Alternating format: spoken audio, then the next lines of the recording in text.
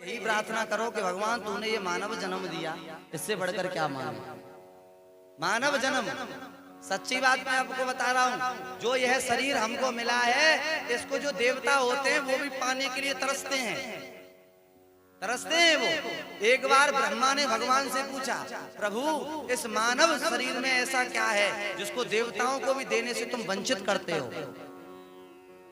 इंसान के शरीर में ऐसा क्या है। भगवान विष्णु एक बात कहते हैं, गीता उपनिषदों में इसका वर्णन है कि देखो भैया, स्वर्ग पा करके देवता सुख तो पा सकते हैं, स्वर्ग पा करके देवता खुशियों से रह तो सकते हैं, लेकिन भगवान की कथा और भगवान की भक्ति देवता भी स्वर्ग में नहीं कर सकते हैं। भगवान की कथा और भगवान की भक्ति करने का जो मार्ग है वो इंसान को ही मिला है, जो मृत्यु लोक में जाकर वह इंसान जिसे पाता है। महाराज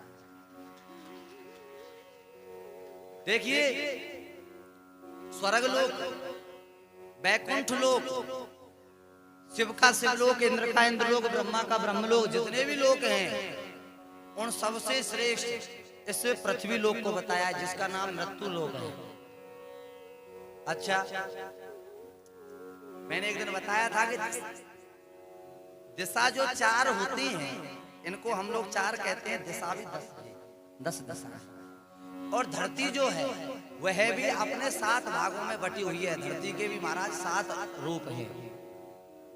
पृथ्वी 7 विभागों में बटी हुई है, जिसके रसातल, महातल, पाताल, सुतल लोक, मृत्यु लोक, ये लोक 7 लोक हैं।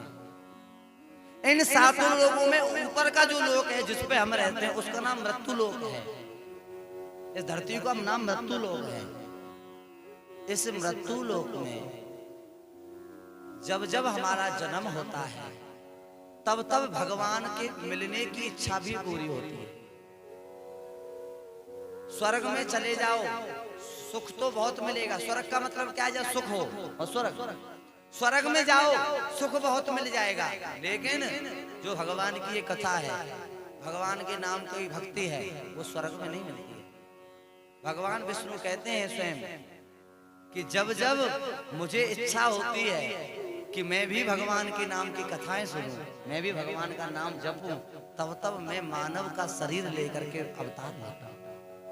वैसे तो गीता में कहा भगवान ने, यदा यदा ही धर्मस्य ग्लानिर्भवति भारत, जब जब अधर्म बढ़ता है, धर्म की हानि होती है, तब तब भगवान का अवतार होता है। लेकिन सच ये भी है, जब जब भगवान के अंदर इस सत्संग के सुनने की, मानव जीवन में आने की चेष्टा बढ़ती है कि मैं भी मृत्यु लोक का आनंद पाऊं, इस संसार में जाकर के मैं भी संसारी लोगों की तरह बन करके इस संसार की भक्ति को प्राप्त करूं, तब भगवान किसी ना किसी अवतार में प्रकट होते हैं। त्रेता में जब राम जी आए, क्या जरूरत पड़ी थी 14 साल वन को जाते, क्या जरूरत पड़ी थी। आजकल तो लोगों ने जितनी कथाएं नहीं सुनी उससे ज्यादा ज्ञानी है कि कैकेयी ने राम को भेजा, सब झूठ। कैकेयी राम को नहीं भेजती है, राम ने खुद कैकेयी को कहा कि तुम ऐसा करो तब मैं बन जाऊं। क्यों? अगर मैं वन में जाके कुछ कष्ट पाऊंगा तो मैं आने वाले लोगों को ये संकेत दूंगा कि भैया मैंने भी कष्ट पाया है, लेकिन कष्ट से घबराना नहीं है। क्यों? जब दिन दुख के आते हैं तो सुख के आने में भी समय लगता है। इसलिए भगवान ने 14 वर्ष का वनवास काट करके हमें अपने में मिलाने का प्रयास किया है। नहीं तो लोग कहते भगवान बन के आए, वो तो आनंद से रह करके चले गए, उनको क्या पता इंसान कितने दुख में जीता है। भगवान ने कहा, ले तेरी इच्छा के लिए मैं भी कुछ समय दुख पा करके रहना चाहता हूं, रह रहा हूं। मिथ्या बात आजकल महाराज जी, एक बात और भी है, कथा कहने वालों में भी मैं नहीं बोलता, कथा कहने वाले व्यासों ने इतना भ्रम में डाल दिया है लोगों को कि बेचारे एक जगह यहाँ कथा सुने तो कोई नई बात सुन ले, दूसरे की जाके सुने तो वहां कोई और बात सुने। कारण क्या है? अब जो ये कथा भागवत हो रही है, इन कथा भागवतों से कहने वाले लोग अपना कमाई कर रहे हैं, भगवान की प्राप्ति के लिए कथाएं नहीं सुना रहे, कमाई का साधन बना लिया है। पहले आप देखा होगा ब्राह्मण लोग ही भागवत करते थे, राम कथा करते थे। अब सातु जात के लोग कथा कर रहे हैं, जितनी जात। और सबसे बड़ी दुख की बात, अब इस कथा में लड़कियों ने ज्यादा भाग लिया है। माता बहनों का मैं सम्मान करता हूँ, लेकिन ऐसा कहता हूँ, माताओं के लिए लिखा है, यत्र पूजन्ते नारी रमन्ते तत्र देवता। जिस घर में, जिस देश में नारी का सम्मान होता है वहाँ भगवान विराजते हैं। लेकिन सुनो, सम्मान तो हर जगह मिलेगा, पर तुम भी तो हमारे मर्यादाओं का अपमान मत करो भाई। पति तुम्हारा सम्मान करे तो तुम ये श्लोक पढ़ के मत बैठो कि हम बड़े हैं, हमारा सम्मान होना चाहिए। सच्चाई क्या है? नारी के रूप में तेरा सम्मान है। क्यों? नारी नर की खान है, मत कीजिए अपमान। नारी से पैदा हुए ध्रुव प्रहलाद समान। नारी एक माँ भी बनती है तो हमें उसका सम्मान करना चाहिए। बहन बने तो सम्मान देना चाहिए, लेकिन नारी जब पत्नी के रूप में आए तो सम्मान लेना नहीं चाहिए। उस नारी को अपने पति को उल्टा समझना चाहिए। मैंने बता दिया है, नारी जब बहन बने, माँ बने, अधिकार है हम उसकी पूजा करें, लेकिन पत्नी बने अधिकार नहीं है पति उसकी पूजा करे। अधिकार है पति को परमेश्वर का रूप देख करके पत्नी उसकी पूजा करे। और सबसे बड़ी विडंबना कह रहा हूँ, राम कथा से, भागवत से लोग सुनने का प्रयास करेंगे। अगर मैं 4 दिन में 4-8 भजन गा दूं तो ज्यादा प्रसन्न होंगे। आज ये विडंबना है, कथा भागवतों में यही तो आज गलत काम होने लगा है। बार बार भजन गाना, बार बार नचाना, बार बार ये करना। सात्विक सत्य क्या है? जिन लोगों ने गुरुकुलों में पढ़ाई नहीं की है, अब हम लोगों ने 9-9, 10-10 साल रोटियां करी हैं। अब महाराज स्कूलों में आपको बता दें, तब जाकर ये शास्त्र पढ़े। 4 वेदों में थोड़ा बहुत हमने ज्ञान लिया, गुरुदेव की शरण में हमने भागवत पढ़ी, 17-18 पुराणों में कुछ हर जगह से पढ़ा है, राम कथा पढ़ी है, शिव महापुराण पढ़ा है, तब जाकर ये कथा का थोड़ा बहुत ज्ञान यहाँ तक आता है। 4 किताब पढ़ने से भागवत कहने का अधिकारी कोई नहीं हो जाता है। उनको पता ही नहीं है कि राम जी बन क्यों गए। लोग तो कहते थे, अरे भाई कैकेयी ने बहुत बुरा किया जो राम जी, कैकेयी ने अपने पति को भी मार दिया, ऐसा समझ लीजिए, ये राम जी को भेज दिया। मूर्ख, राम जी को बन कैकेयी ने नहीं भेजा। राम के कहने से कैकेयी ने बार बार निवेदन करने पर यह काम किया, जिसके लिए कैकेयी को लोगों ने आज तक बदनाम किया। क्यों किया? क्योंकि राम जी जानते हैं, अगर मैं इस अयोध्या से वन को नहीं जाऊंगा तो कैसे मैं उस लंका तक पहुंचूंगा जिस लिए मेरा अवतार हुआ है। क्योंकि जो रावण हम जिसको राक्षस कहते हैं, वो राक्षस नहीं है। वो कौन है? जय विजय नाम के भगवान के ही पार्षद हैं, जिनको सनकादिक ऋषियों ने श्राप दिया था। एक बार सनकादिक ऋषि भगवान नारायण को मिलने गए महाराज, तो ये जय विजय नाम के भगवान के पार्षद थे। उन्होंने तुरंत सनकादिक ऋषियों को रोक दिया कि अभी इस टाइम मत जाइए।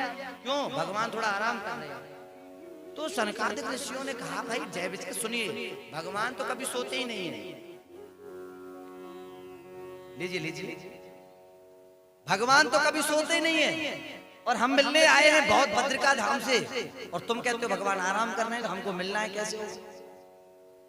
तो भैया जय विजय से खूब प्रार्थना करी सनकादिक ऋषियों ने।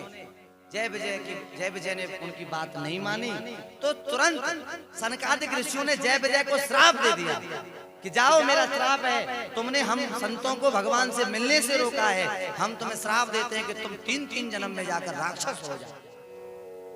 जय विजय भगवान के पार्षद जिनके लिए श्राप दे दिया, अब 3 जन्मों में श्राप मिल गया। अब सोचो, वो ही कह रहा था, जय विजय को क्या लग रहा है? दुखी तो हो रहा है। इनको मिलना भगवान से था, हम बीच में वैसे ही बाधा बन गए। अब हमने तो इतना सोचा कि भगवान आराम कर रहे हैं तो थोड़ी देर बाद में मिल लेना, अगर हम कह देते जाके मिल लो तो भगवान को गुस्सा आता तो आ जाता, हमें क्या फर्क पड़ता। लेकिन हमको श्राप मिल गया, हमको राक्षस बनना पड़ेगा। दुख हुआ, हाथ जोड़े, प्रभु ये अपराध हमसे हो गया है, लेकिन इसकी भूल हमसे जो हुई है महाराज, आगे करने के लिए जगह है ही नहीं। अब तो एक ही काम हो सकता है, पिक्चर हॉल में होता है ना, नीचे भी बैठो ऊपर भी बैठो, जो सीट जैसा सिस्टम। थोड़ा थोड़ा और आगे आ जाओ माताओं, आरती से आगे आ जाओ, थोड़ा सा आगे आ जाओ। 10-20 पर माता आ रही हैं, उनको भी बैठ जाने दो। बाहर खड़ी हैं 4-5 और। ठीक ठीक ठीक, बस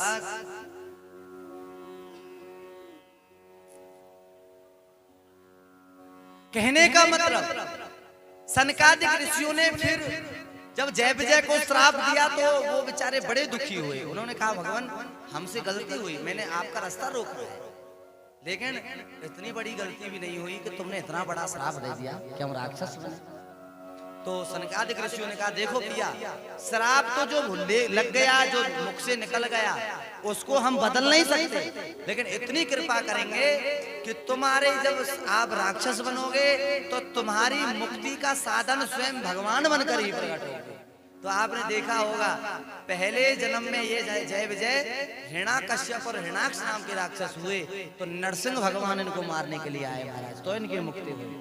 दूसरे जन्म में रावण और कुंभकर्ण के रूप में आ गए, तो भगवान राम के रूप में आए। और तीसरे जन्म में यही राक्षस बने तो शिशुपाल और दंतवक्र बन के आए, तो भगवान कन्हैया इनकी मुक्ति के लिए आए। और मैं एक बात और कह रहा हूं, विशेष पद्म पुराण में से बता रहा हूं। पद्म पुराण कहती है कि भगवान के साथ जितने भी राक्षसों की सेना भी थी, वो भी पिछले जन्म में कोई ना कोई अच्छे कर्म किए थे, जो इस जन्म में उनको ये सौभाग्य मिला कि वो भगवान के हाथों राक्षस बन करके मुक्ति पाके चले गए। भजन करना छोटी बात है, भगवान की माला जपना छोटी बात है, लेकिन भगवान के हाथों से ही मुक्ति पाना ये बहुत बड़ी बात है।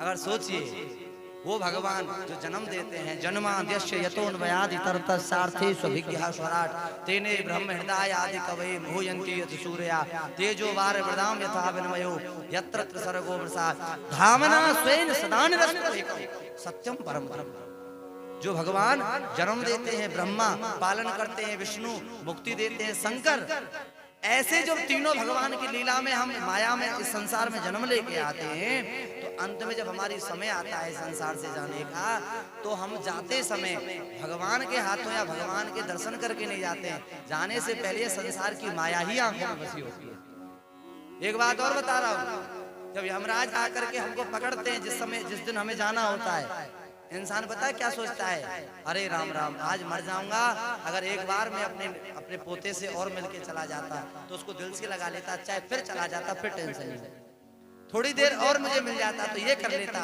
थोड़ा दिन और मिल जाते तो ये कर लेता, 1-2 साल और जिंदा रह लेता तो ये कर जाता।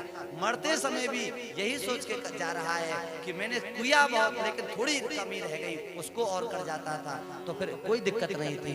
लेकिन सोचिए मेरे भाई, जीवन भर तुमने संसार के लिए अब तक इतना किया, जब तुमसे ये लोग अब तक खुश नहीं रह पाए, तो अब 1-2 साल में तुम इनको क्या खुश करोगे।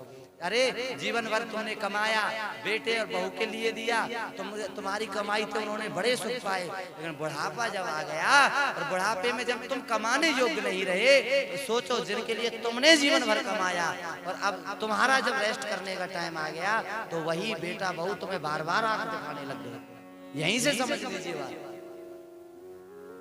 कभी तुम्हारा जब तुमने जिस बच्चे को जन्म दिया होगा, वो कभी बचपन में बीमार हुआ होगा, माँ बाप अपना काम छोड़ देंगे, अपनी नौकरी भी दांव पे लगा देंगे, लेकिन बच्चे को सबसे पहले बीमार होने पर दिखा के लाएंगे, बच्चा दिखा के लाएंगे। माँ जन्म देती है, 9 महीने कोख में जन्म में दुख पाए, फिर बाद में छोटे से बच्चे को पालने में कितने दुख आते हैं वो आप माता महीने जानती हैं। फिर बच्चों को बड़ा हम कर देते हैं, पढ़ाने में खर्च करें, वो चीज जो मांगे उसको लाने में खर्चा करें। एक पिता, लोग तो ये कहते हैं कि माँ से बड़ा कोई नहीं है, मैं कहता हूँ पिता से बढ़कर माँ भी नहीं है।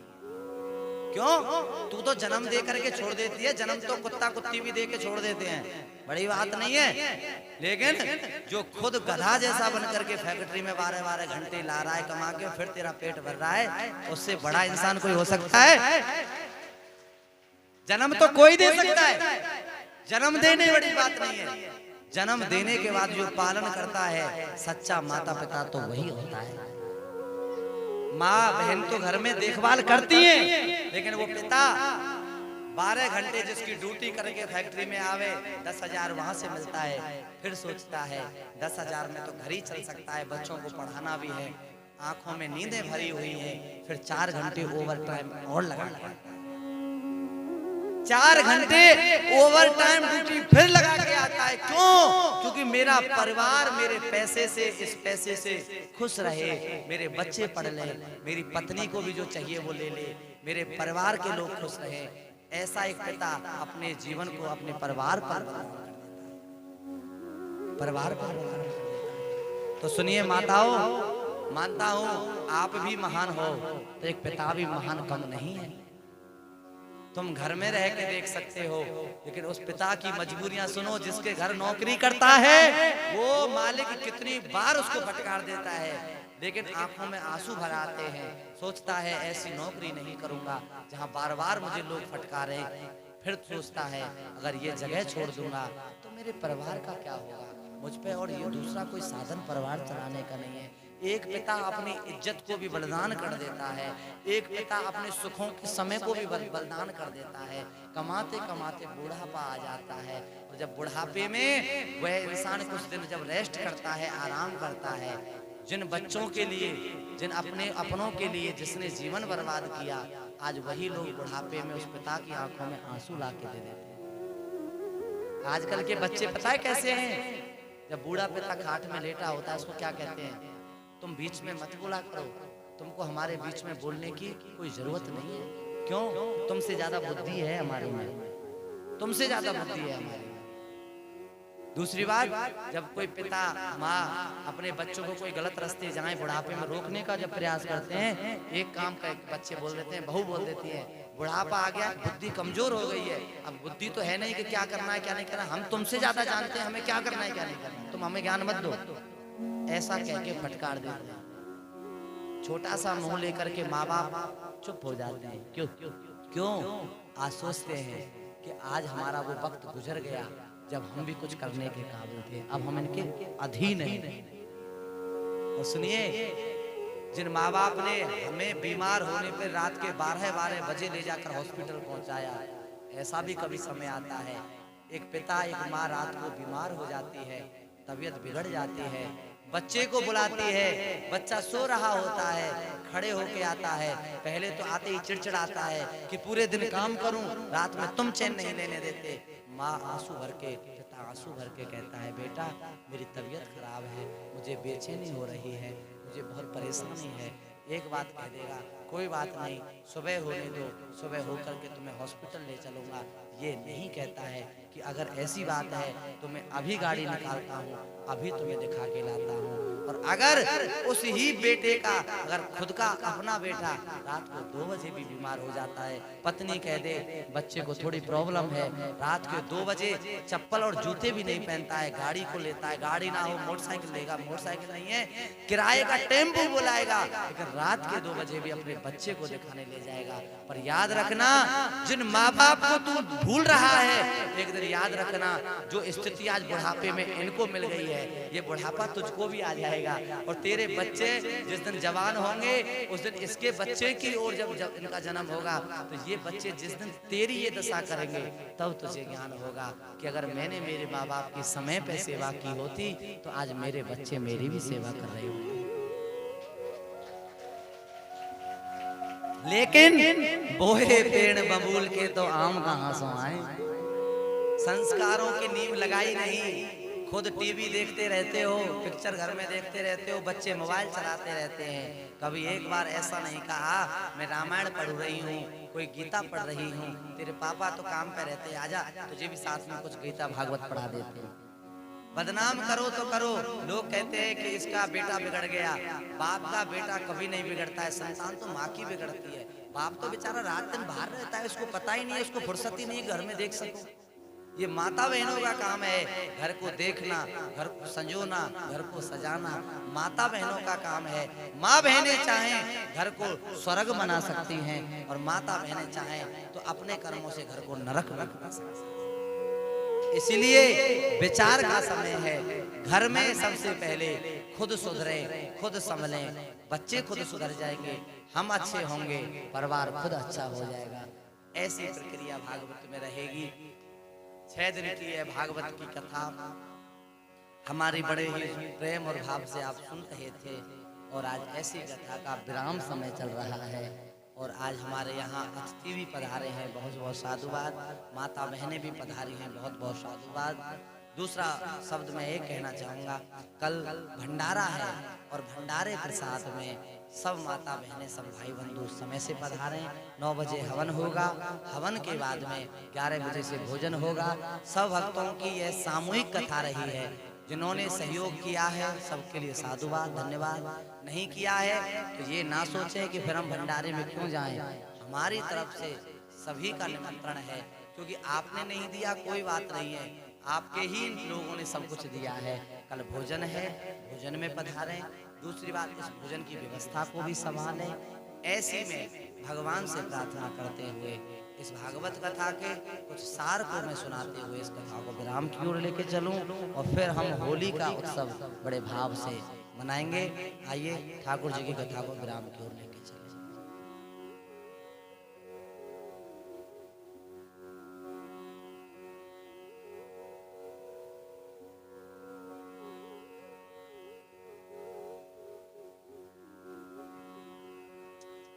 और आज भक्तों की भी संख्या, भगवान का कल विवाह किससे हुआ? रुक्मिणी मैया से। इसके बाद भगवान के 16,107 विवाह और हुए हैं। दूसरा जो भगवान का विवाह हुआ है वो जामवंत नाम के भालू की बेटी जामवंती से भगवान का विवाह हुआ।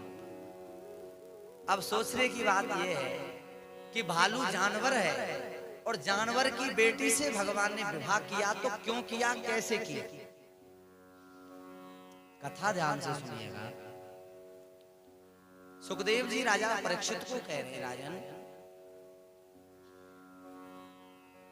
अहो वकीयम स्तनकाल पूतम जिघांसया पायदप्य साधवे लेभे गतिम धातु चिताम ततुर्यम कम वा दयालुम शरणम ब्रजेत। भगवान इतने दयालु हैं कि पूतना तो भगवान को विष का दूध पान करा के मारने आई थी, भगवान तो उसकी भी जब मुक्ति कर सकते हैं तो फिर भालू पर तो भगवान कृपा कर दे, कोई बड़ी बात नहीं है।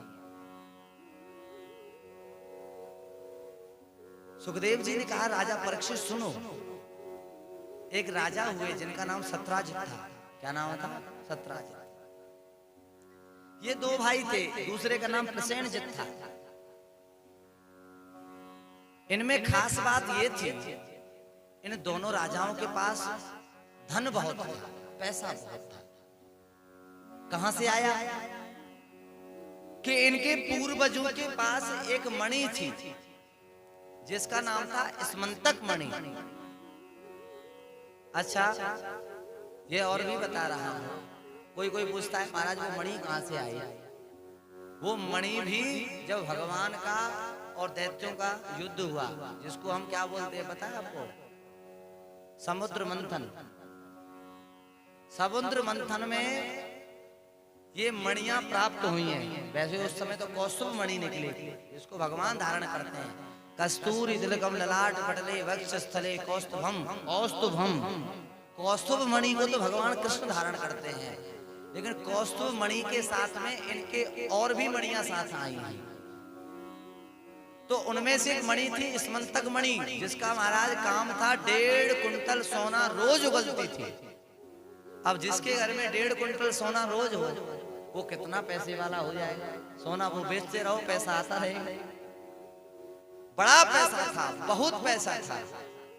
हुआ क्या, एक दिन भगवान कृष्ण को द्वारका में जब पता चला कि राजा सत्राजित बड़े धनवान हैं, उनके पास एक मणि है, मन में इच्छा हुई कि भाई हमारे नगर के लोग तो बेचारे थोड़े नॉर्मल हैं, अधिकतर लोग यहाँ थोड़े गरीबी रेखा के हैं, और हमारे पास भी उतना पैसा है नहीं, तो हम क्या करें कि एक दिन चल के सत्राजित राजा से उस मणि को कुछ दिन के लिए उधार मांग के लिए उधार ले आए। एक दिन भगवान कन्हैया और राजा सत्राजित के पास आए, तो राजा सत्राजित से भगवान कन्हैया ने कहा, राजन आप बड़े ही प्रतापी राजा हो, धनवान हो, आपका बड़ा यश है, वैभव है, आपका नाम है, और हमने सुनकर के यह इच्छा रखी है कि हम आपके पास कुछ मांगने आए हैं। क्या मांगने आए हैं? बोले राजा आपके पास एक मणि है, वो आपके अपनी है, वो आपके पास हर समय रहती है, आपको तो उसने बहुत सोना दे दिया। हमारी इच्छा है कि थोड़े दिन के लिए वो मणि आप हमें उधार रूप में दे दो। थोड़े दिन, महीने 2 महीने हमारे पास रहेगी तो सोना बहुत हो जाएगा, हम अपनी प्रजा में बांट देंगे, सबकी गरीबी मिट जाएगी, सबके घर में मंगल होगा। क्योंकि मंगल भवन अमंगल हारी द्रवहु सुदर्शन, भगवान तो सबका मंगल ही सोचते हैं।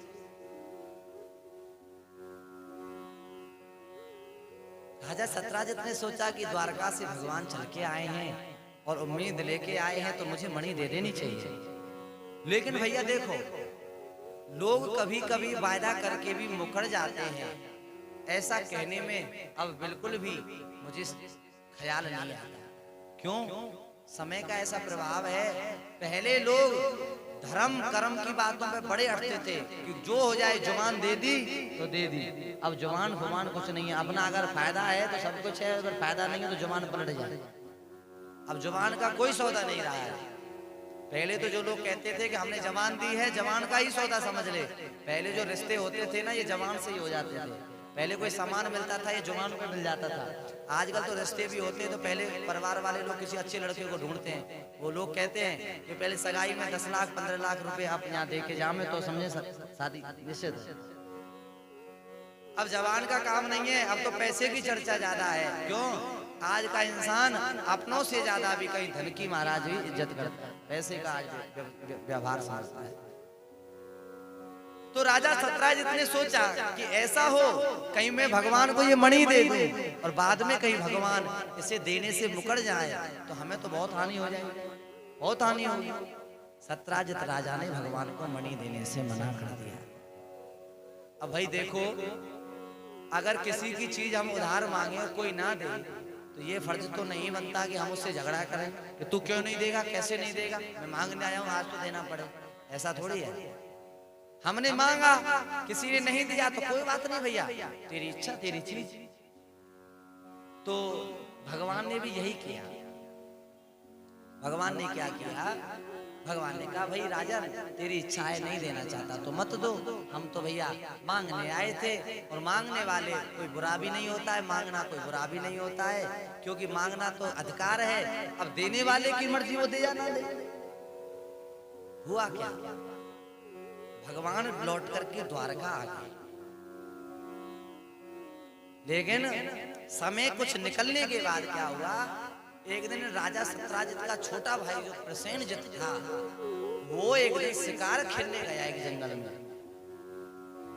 और शिकार खेलने जिस दिन गया तो उस दिन भूल से उस मणि को अपने साथ ले गए, गलती से साथ ले गया। जंगल में जब पहुंचा तो याद आया कि मणि मेरे साथ आ गया। मन में सोचा अब इसको जेब में रखूं या हाथ में पकड़ के रखूं तो गिर भी सकती है। क्या किया उसने? उस मणि को अपने गले में एक धागा पुरो करके पहन लिया, धागा पुरो करके पहन लिया। बड़ी सुंदर मणि जब गले में पहन ली तो मणि की शोभा तो मणि की शोभा होती है। मणि की शोभा को मैं ऐसे बता सकता हूं, जैसे कीचड़ में कमल होता जरूर है, लेकिन कीचड़ का प्रभाव कमल पर नहीं पड़ता है, वो अपनी शोभा स्वयं दिखाता है। अगर कमल ऐसे समझ ले कि कीचड़ में जन्म लिया है तो मुझ पर भी कोई गंध इसकी आ जाएगी, तो कमल फिर अपनी सुंदरता का बखान नहीं कर पाएगा। कमल क्या सोचता है कि कीचड़ में जन्म लेकर के अगर मैं और ज्यादा सुंदर दिखूंगा तो ही फिर लोग मुझे वहां तोड़ने के लिए आएंगे, लेने के लिए। और आप देखते हो जितने सुंदर कमल के फूल को हम लोग हाथों घरों में लाते हैं, लक्ष्मी पूजन पे लाते हैं, या जो कमल का फूल लेके आते हैं, वो कमल का फूल कोई अच्छी जगह पे नहीं होता है, वो बहुत बुरे कीचड़ में होता है। लेकिन फर्क क्या होता है, कमल उस कीचड़ के कलंक को कभी जीते जी अपने ऊपर नहीं लगने देता। ऐसे ही ये जीवन है। इस मानव जीवन को कीचड़ में रखने के बाद भी अगर तुमने कमल जैसा बना लिया तो फिर भगवान से मिलने से और भगवत प्राप्ति से तुम्हें कोई नहीं रोक सकता है। ये माया का कीचड़ है, ये भवसागर का कीचड़ है, ये मोह का कीचड़ है, ये ममता का कीचड़ है, ये रिश्ते नातों का कीचड़ है, इसमें हम डूबे पड़े हैं। लेकिन इसमें अगर अपने जीवन को कमल की तरह खिला दोगे तो कमल खिलेगा, तो तुम्हारा मोल लगाने वाले फिर तमाम लोग आ जाएंगे। जैसे कमल का मोल लगाने वाले दुकान पर बहुत होते हैं, ऐसे अगर हमारे जीवन में हम अपने को कमल जैसा बनाएंगे तो मोल हमारे खरीदार बहुत होंगे।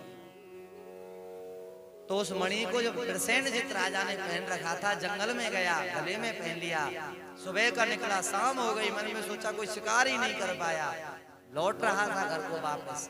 रास्ते में देखा अचानक एक और जंगल में एक राजा नजर आया। जंगल में राजा नजर आया। फर्क क्या है, जो घोड़े पर बैठकर प्रसेनजित गया है वो महलों का राजा है, और अब जो जंगल में सामने आया है वो जंगल का राजा है। जंगल का राजा कौन? शेर। इधर जंगल का राजा खड़ा है, उधर महलों का राजा खड़ा है। दोनों में आपस में आंखें मिल गई। महलों का राजा प्रसेनजित सोच रहा है, अगर मैं इस शेर को मारकर इसका शिकार करूं तो लोग मुझे भी शेर कहेंगे, क्यों गीदड़ का शिकार तो कोई कर सकता है, शेर का शिकार करने वाला ही महाराज वीर कहलाता है, शेर कहलाता है। उधर जब उस शेर की नजर राजा पे पड़ी और राजा के गले में लटक रही उस मणि पे पड़ी, तो जंगल के राजा शेर ने सोचा, हमने कभी कोई जिंदगी में शौक नहीं किया, लेकिन आज मन करता है ये मणि और ऐसी मणि अगर हम भी पहन लें तो जंगल के जो हमारे जीव हैं, जंतु हैं, वो हमारे को देखकर बड़े महाराज खुश होंगे, प्रसन्न होंगे कि हमारे राजा साहब ने आज एक बड़ी अनमोल अमूल चीज। हुआ क्या, अब दोनों में विचार आया। वो राजा कहता है जंगल के राजे का शिकार कर लूं शेर का तो मैं शेर बन जाऊंगा, और जंगल का शेर कहता है अगर इस राजा का शिकार कर लूं तो ये मणि को अब मैं पा जाऊंगा। दोनों में महाराज उसी में युद्ध हो गया। युद्ध हुआ, आपस में दोनों लड़ गए। अब सोचिए जीतेगा कौन? भाई जिसके घर में जाकर के तू जिससे लड़ रहा है उस घर में उसकी तो हिम्मत ज्यादा रहेगी। कहते हैं ना, कोई कोई कहने की कहावत है कि घर पे तो कुत्ते भी शेर होते हैं। कहते हैं ना लोग, घर पे कुत्ते भी शेर होते हैं।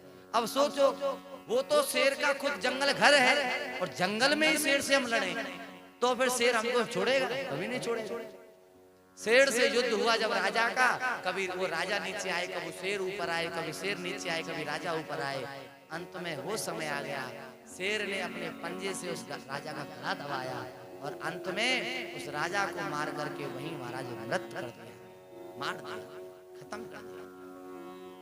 राजा प्रसेनजित मर गया। शेर ने देखा गले में जो मणि पहन रखी थी उस उतारा और अपने इस गले में शेर ने पहन, बड़ा खुश हो गया। वह शेर जब खुशी होकर के अपने घर लौट रहा था जहां वो रहता था जंगल में, रास्ते में उस दिन अचानक एक भालू उसके सामने आ गया।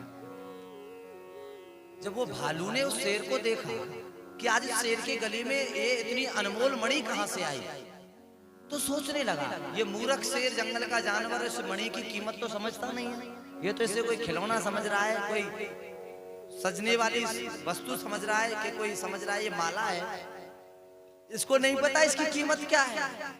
तो उस भालू ने सोचा कि कहीं ये मणि मुझे मिल जाए तो इस मणि की कीमत मैं समझता हूँ, इसको अगर मैं पालूं तो इससे मुझे बड़ी खुशी होगी। अब सुनने की बात यह है, अब वो भालू सोच रहा है तो अगर ये मणि में शेर से मांगूंगा तो थोड़ी देगा, क्या करना पड़ेगा, या तो फिर शेर से मुझे युद्ध करना पड़ेगा। और उस भालू को ये भी पता है कि जब जब भालू और शेर का युद्ध हुआ है तब तब भालू की हत्या हुई है, भालू ही मरा है, शेर आज तक नहीं मरा है। भालू जो होता है वो शेर से बलवान नहीं, शेर से बहुत कमजोर होता है। लेकिन सोचो आज फिर भी वो भालू शेर से लड़ने के लिए तैयार हो गया। कथा पे विशेष ध्यान देना भाई बाप। आप जानते हो वो भालू कौन है? वो भालू कोई और नहीं, वो श्री जामवंत जी भालू है, जो राम जी के अवतार में जिन्होंने राम जी का साथ निभाया। ये वो जामवंत भालू है जो कृष्ण अवतार में भी आए। क्यों आए? क्योंकि जब रावण का राम से युद्ध हुआ, राम जी की सेना ने रावण की सेना को मारा, सब योद्धाओं ने रावण की सेना से युद्ध किया, लेकिन जामवंत जी से उस रावण की सेना का कोई योद्धा नहीं लड़ा। जामवंत पूरे युद्ध में देखते रहे लेकिन युद्ध नहीं किया। अंत में जब भगवान जीत गए, सबने बधाई दी, जामवंत की आंखों में आंसू आ रहे थे, प्रभु मैं आपके कोई काम नहीं आया, मेरे से तो किसी का युद्ध ही नहीं हुआ, पता नहीं लोग मुझसे डर गए कि क्या बात है।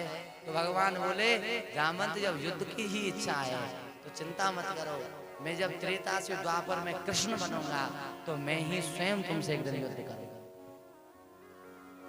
तो ये जामवंत नाम के भालू ने जब महाराज वो मणि देखी तो आज उस समय उस शेर से जामवंत जी ने युद्ध कर लिया है। आज तक मैंने कहा भालू कभी शेर से जीता नहीं, लेकिन आज जामवंत जी जब युद्ध करने लगे हैं तो शेर से जब युद्ध हुआ है, एक समय उस शेर ने जामवंत नाम के भालू को भी महाराज परास्त कर दिया, असहाय हो गया, श्वास फूलने लग गई। और आज विचार आया कि आज ये शेर मुझे शायद नहीं छोड़ेगा। उसी समय आंखों में आंसू भर आए और वियोग में जाकर भगवान को याद किया, ठाकुर मैं तो तेरा दास हूँ, मैं तो तेरा भक्त हूँ, और आज तेरे भक्त के प्राण संकट में हैं, आज तू ही मुझे बचा सकता है, दुनिया में और मेरा रखवाला कोई नहीं है। क्यों? क्योंकि जाको राखे साइया मार सके ना को, बाल ना मां को कर सके चाहे सब जग जाए। जामवंत को पता है अगर दुनिया के लोगों को आवाज मारूं, परिवार को बुलाऊं, सब और किसी को बुलाऊं, दुख में कोई काम नहीं आएगा। दुख में तो जब संकट आता है तो खुद ही भोगना पड़ता है। तो आज सोच लिया इस दुख की घड़ी में मुझे भगवान को बुलाना चाहिए, ठाकुर जी को याद करना चाहिए। भगवान को याद किया है जामवंत ने और भगवान से जामवंत प्रार्थना करने लगा, हे गोविंद आज तुम मेरे प्राणों की रक्षा करो। जब भगवान के भक्त ने भगवान को पुकारा, भगवान ने इतनी कृपा करी, स्वयं अपना बल जामवंत को दे दिया। जब भगवान का बल जामवंत में आ गया, जामवंत खड़ा हुआ और कुछ ही समय में जामवंत ने उस महाराज शेर को मार करके परास्त कर दिया, शेर मर गया। और भगवान की कृपा से जामवंत आज उस मणि को लेकर के चल दिया। सोचने की बात है, जब तक अपना बल लगाया तब तक जामवंत उस शेर को नहीं हरा पाया, लेकिन महाराज जैसे ही भगवान से प्रार्थना करी और भगवान के नाम का आज बल जामवंत ने जैसे ही लगाया है, उसी समय महाराज आज जामवंत जी में इतना बल आ गया कि जामवंत ने तुरंत उस शेर को मारा। क्यों? सुनेरी मैंने दुर्बल केवल राम, और पिछली साख भरू संतन की, अड़े समारे काम, सुनेरी मैंने दुर्बल केवल राम। जामवंत ने उस समय एक ही बात कही थी।